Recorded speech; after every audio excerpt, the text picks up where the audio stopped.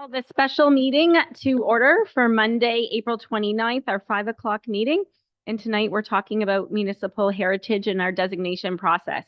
I'd like to call the meeting to order. We have Councillor Mady sending his regrets this evening.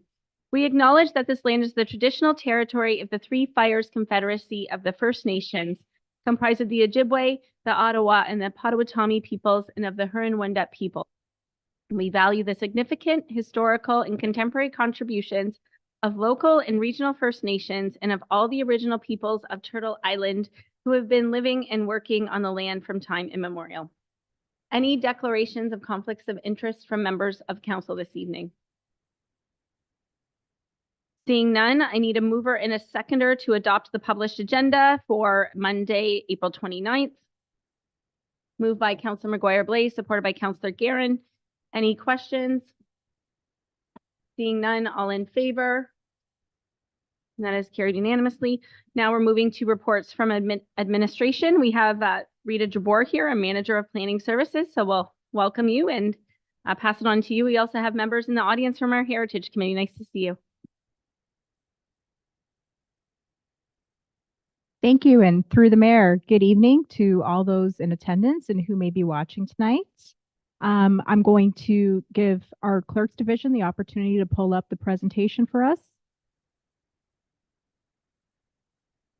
Thank you, and we're going to move on to the next slide. Thank you. The purpose of tonight's meeting is to inform council of the process they must undertake to designate properties of cultural heritage value and to speak to the benefits of conservation of cultural heritage resources to our community and our economy. Although the importance of heritage conservation should always be conveyed, the need for this presentation was triggered by recent changes to the Ontario Heritage Act as a result of Bill 23. Over the next few months, Council, with the support of Planning Services staff and its Municipal Heritage Committee, will be tasked with decisions on whether to designate or remove 22 listed properties from the Municipal Heritage Register. So this presentation was very relevant. Next slide, please. This is an article about the demolition of the former Essex Municipal Building. This building was located directly across the street from the present-day Shinkles parking lot to make way for a strip mall in the early 1970s. According to my records, people were in love with strip malls back in the 70s. The article is believed to be written by Evelyn Walker for the Essex Times and bemoans the loss of another historic landmark. According to my sources, a lot of Essex's most elegant built heritage was demolished in the 1960s and the 1970s, including the very elaborate post office. The purpose of showcasing this article as part of this presentation is to emphasize that once a historical resource is gone, it cannot be replaced. As is noted in the article, you can't stop progress. But to most citizens, it is a shame to tear down structures that contain so much understanding of the community and its traditions. Thankfully, with modern-day technical knowledge and a greater appreciation of heritage conservation by not only public authorities, but by also the private sector, heritage buildings do not need to be demolished to make way for progress, but that effort starts at the municipal level. Next slide, please. So in the next series of slides, we will discuss the policies in place to help us conserve our heritage. The image on this slide is actually a postcard of downtown Essex from the horse and buggy days. A lot of the buildings illustrated on this postcard are still standing, and I'm sure you can probably identify them. Next slide, please. So heritage conservation is not just a nice to have. The conservation of significant cultural heritage resources is a matter of provincial interest under the Planning Act, similar to how we must provide for affordable housing in our communities and how we must protect our agricultural and our environmental resources. When council or a local board, such as the Committee of Adjustment, is exercising its decision-making authority under the Planning Act, council, by law, must have regard to how a decision will impact a cultural heritage resource. Next slide, please. The provincial policy statement further reinforces this obligation by requiring, through policy, the conservation of built heritage resources and cultural heritage landscapes, and even prohibits the development and site alteration on lands that contain or may contain archaeological resources unless that resource is conserved. These are policies that must be carried over into our official plan and the county official plan, and they are policies that all our decisions and comments on planning matters must be consistent with. Next slide, please. To ensure our decisions are compliant with planning legislation and policy, we need to understand the process of conservation. Conservation has 4 elements: identification, protection, management, and use. It seeks to ensure that the heritage value of built, cultural, and archaeological resources are retained. This presentation is going to explore all 4 of those elements, beginning with identification, so we can understand what built, cultural, and archaeological resources are. Next slide, please. Archaeological resources include artifacts which might be on land or in the water. When they're in the water, they're called marine archaeology, and it includes the sites that they're located on. Archaeological resources require a licensed archaeologist, like Indiana Jones, to conduct field work to identify the resource, and the criteria that is used to identify that resource is established by the province. There are a number of stages for an archaeological assessment. Stage 1 begins with identifying whether further investigation is needed, and further investigation can be triggered by location of a site.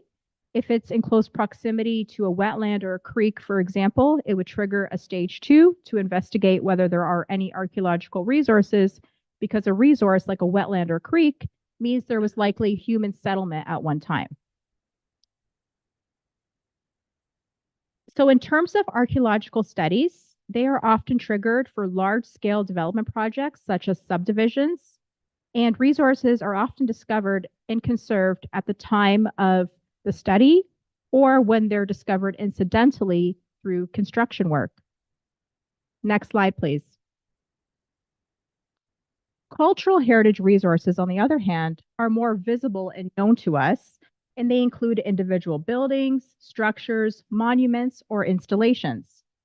These are normally referred to as built heritage. Cultural heritage resources can also include spaces, views, natural elements such as trees that have a common meaning or association. A good example is a military fort like Fort Malden. Next slide, please.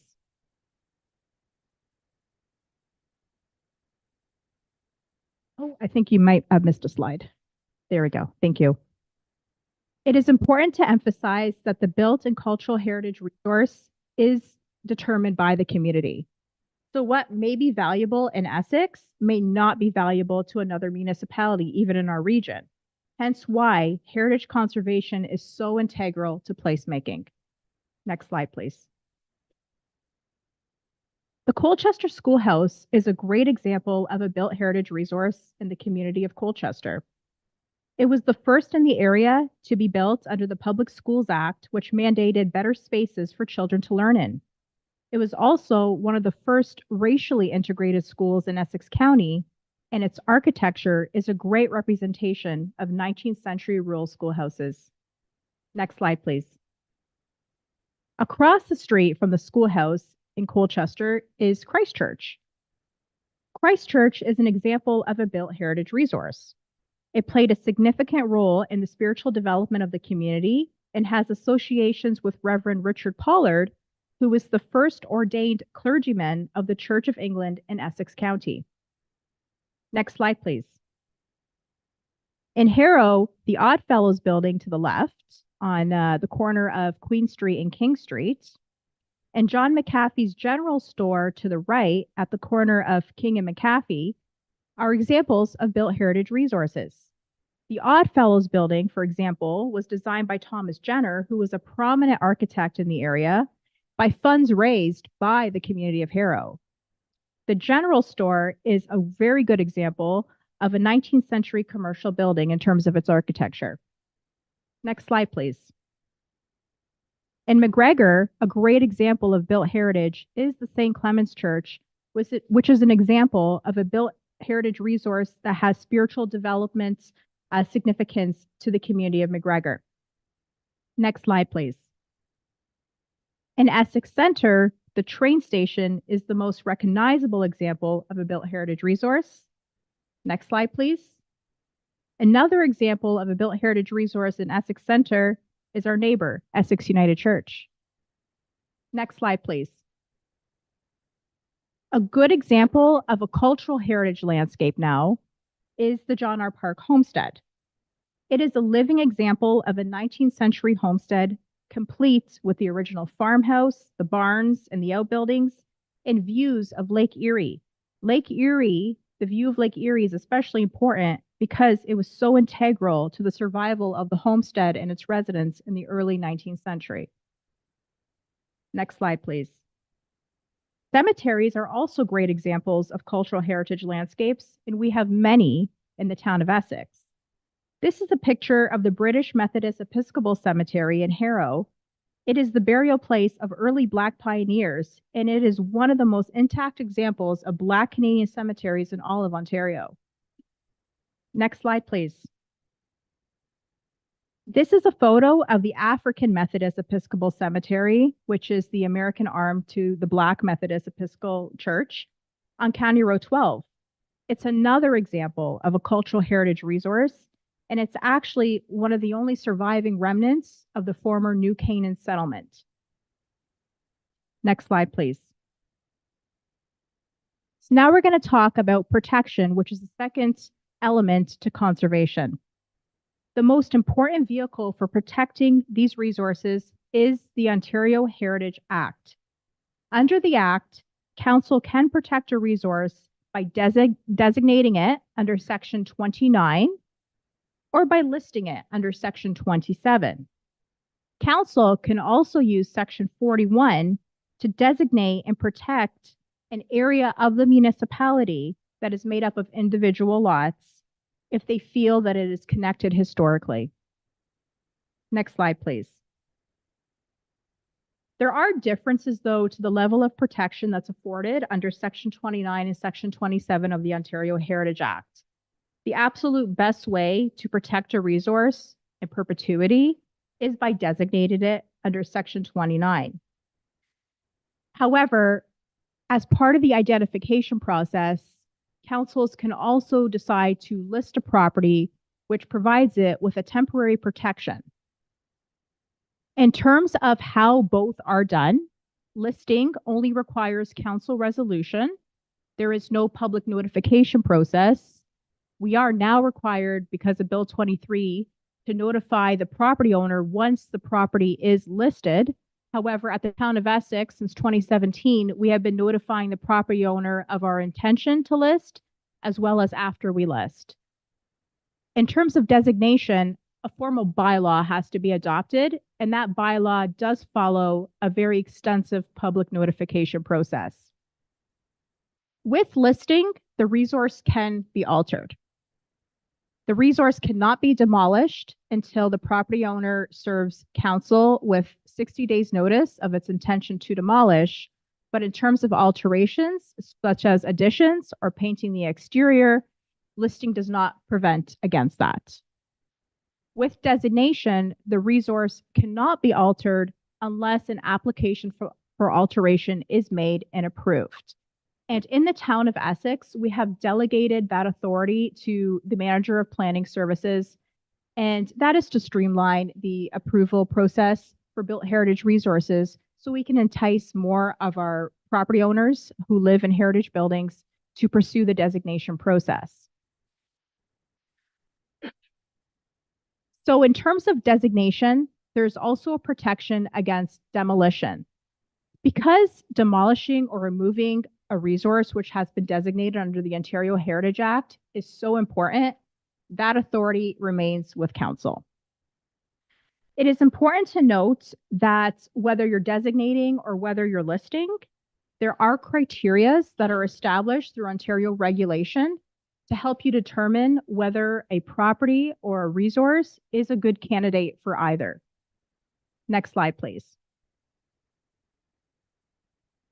Ontario Regulation 906 respects protection and management, which is the third element to conservation. In order for a property to be listed, it must meet a minimum of one of 9 criteria for determining cultural heritage value. And that cultural heritage value is criteria that's related to its design or its physical value, its historical or associative value, or its contextual value. This is a new requirement under Ontario regulations for listed properties. For designated properties, it must now meet 2 of the 9 criteria in order to be a candidate for designation. Again, the same criteria apply, but whereas before you only needed 1, now you need a minimum of 2.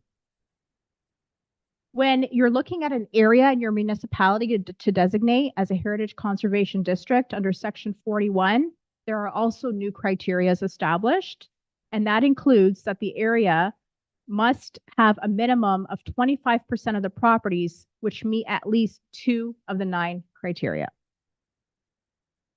Next slide, please. In the next few slides, we wanted to provide you with examples of properties that are listed and that are designated in our municipality, so you can see how those properties meet the established criteria, even though these were passed before Bill 23. This is a picture of the Wyreg House located at 1215 Isla Road in Colchester. It has contextual value because it is historically linked to its surrounding Isler settlements. In the area of the Wyreg House is the Isler Cemetery as well as Isler Road. This used to be a significant settlement for our early pioneer family, the Isler family, and this is one of the remnants of that settlement. It also has associative value because it has direct associations with our early pioneers, specifically Solomon and Eliza Isler. And again, that's designated under Section 29 of the Ontario Heritage Act. Next slide, please. Here is an example of a property and a built heritage resource which is listed in Essex Centre. This is Charles Roberts' home located at 138 Albert Street. The home has design value because it is a very early example of an architectural style called the Second Empire style. It has associative value because it has direct associations with a person, Charles Roberts, that is significant to a community. Next slide, please. The town of Essex does not currently have a heritage conservation district. We are looking at 2 potential areas in the municipality which may be candidates, and that includes the Colchester Heritage District, which would include the schoolhouse, Christ Church, rectory, and the cemetery that is directly abutting the lake. And we're also considering the area around the train station, which includes the train station itself, the Essex House, which is a designated property, and potential adjacent properties. It is important to stress that when we are reviewing a property or a district as a potential candidate for either a listing or a designation, there is extensive research that is undertaken to ensure that it meets the criteria before it is recommended to council for intention to designate. Next slide, please. And the final element of conservation is use. It is a common misconception that you cannot use a heritage property. What dictates use is your zoning bylaw. Your zoning bylaw dictates what you can use a building or land for. A heritage designation or listing does not prevent the use of a property, structure, or buildings. Sure, there may be limitations on alterations, but the purpose of designation is to ensure that those alterations are managed so that the resource can be properly conserved. Next slide, please. All of the properties on our heritage register, if they are buildings and if they're individually or privately or publicly owned, are currently in use. Two examples include the Carnegie Building in Essex Center and the Essex House. The Carnegie Building serves as the home of the Essex Community Historical Research Society. It was once a library. It's open to the public and is a great resource for people doing research in our town and even from outside of our town for the county. The Essex House is actually the home of the president of Eckers, and she proudly sought designation back in 2014. Next slide, please. So as we discussed earlier, back in 2022, Bill 23, the More Homes Built Faster Act, was passed, and it made some pretty sweeping changes to the Ontario Heritage Act. Most notably, properties that are listed on a register as of December 31st, 2022, must be removed on or before January 1st, 2025, if no notice of intention to designate is given. And that property cannot be listed again for 5 years. That is the biggest change under the Ontario Heritage Act, and one of the reasons why we're here today as a precursor to the extensive work that we must do in the next few months. Next slide, please. Here is a postcard of downtown Harrow, and this is probably, actually, Cassandra, if you can move it up a bit, probably circa 60s or 70s. You can tell by the style of the cars, and a lot of those buildings are still there. In the next series of slides, we'll be talking about what heritage is like in the town of Essex. Next slide, please. So our heritage register contains both listed and designated properties. Legally, we have to have this available on our website for the public to see, and it needs to be available to them. We have 12 designated properties under Section 29 of the Ontario Heritage Act, and we have 22 listed properties under Section 27 of the Ontario Heritage Act. All those listed properties must be designated or removed from the register by January 1st, 2025. They're all candidates as per Bill 23 changes. Next slide, please. Okay, so in the next series of slides, we'll be talking about next steps. And if we can just show that picture, that's actually a picture of the bandshell in Essex, what was. Next slide, please. In terms of next steps, this spring, we've already started, but planning services will be researching and reviewing our inventory of listed properties that are on the register, those 22, to determine which properties are candidates for designation. So remember, they have to meet at least one of those 9 or 2 of those 9 criteria to be candidates for designation. That list of candidates will be presented to our Heritage Committee for review and to obtain their support to present to Council.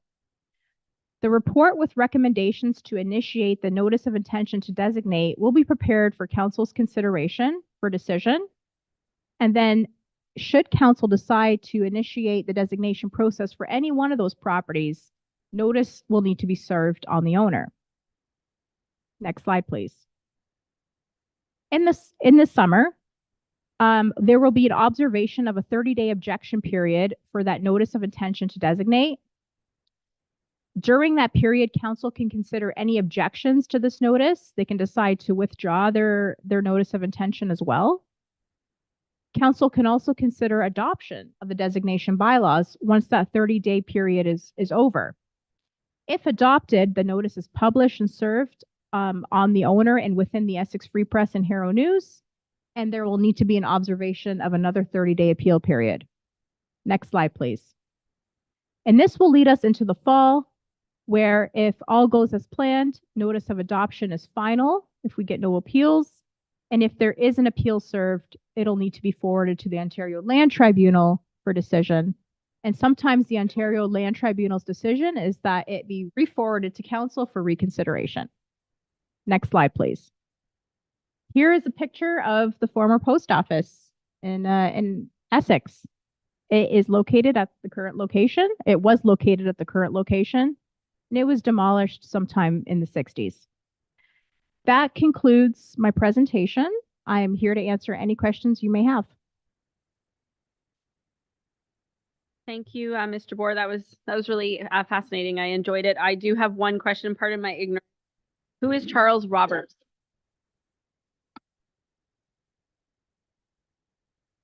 Through you, Madam Mayor. I believe he was a prominent business owner in Essex. I don't have the specifics on him, but the whole purpose of listing is to find out a little bit more about him. Councillor Hammond. Yes, through you, Mayor, Rita. With the appeal process and everything, does the timeline still the deadline at the end of the year, regardless of appeals and everything else? And through the mayor. So the Ontario Heritage Act simply says that we need to initiate notice of intention to designate by January 1st, 2025. So I believe if the notice is initiated, then we would be okay in terms of playing out the process. Further question, Councillor McGuire, please. I just wanted to thank you for the presentation. It was really great.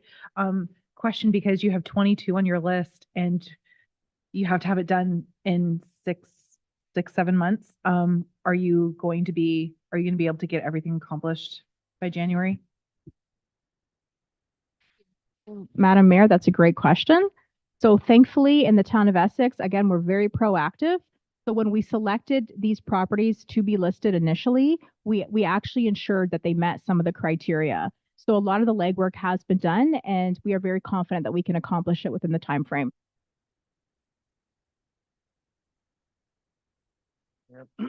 Just a quick question. Once a building was designated and it's approved and there's no appeal, is there a time, like, so I know what happened in St. Joachim, they just tore down the church down there. Is there a path to have the building, for someone to buy a building and then they just let it fall to pieces so that they can still reach the same goal? I'm just curious on that question. For the mayor. When that happens, it's a term called demolition by neglect. So someone may purchase a property, understand that it is designated, doesn't want to put in the money or the effort to repair it. And sometimes it is cost prohibitive. That's why we've adopted a heritage grant program to assist with that. But they will let it get to a point where the resource isn't repairable anymore and it is too cost prohibitive to anyone and it becomes a public hazard and it needs to come down. So unfortunately, those things do happen. We are internally looking at opportunities to close that gap. It could be amendments to our property standards bylaw. It's certainly done through incentives like the Heritage Grant Program as well, and through presentations like this, which will really shine a light on how important heritage is to our community.